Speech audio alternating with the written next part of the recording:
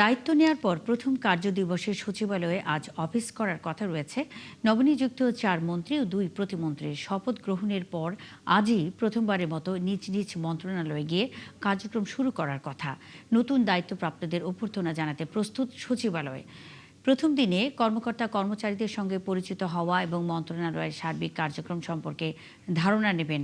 শুক্রবার সন্ধ্যায় বঙ্গভবনে নতুন ৬ সদস্যকে শপথ পড়ান রাষ্ট্রপতি মির্জা ফখরুল ইসলাম আলমগীর। শপথ অনুষ্ঠানের পর তাদের মধ্যে মন্ত্রণালয় ও দায়িত্ব বন্টন করা হয়।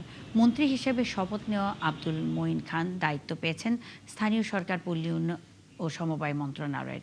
বেসামরিক বিমান পরিবহন ও পর্যটন মন্ত্রণালয়ের দায়িত্ব পেয়েছেন রশিদুজ্জামান মিল্লাত। তথ্য ও সম্প্রচার মন্ত্রণালয়ের দায়িত্ব পেয়েছেন আন্দালিব রহমান পার্থ।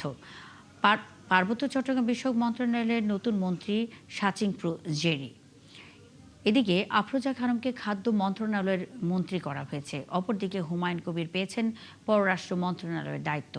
ধর্ম বিষয়ক মন্ত্রণালয়ের প্রতিমন্ত্রীর দায়িত্ব পেয়েছেন শামীম কায়সার।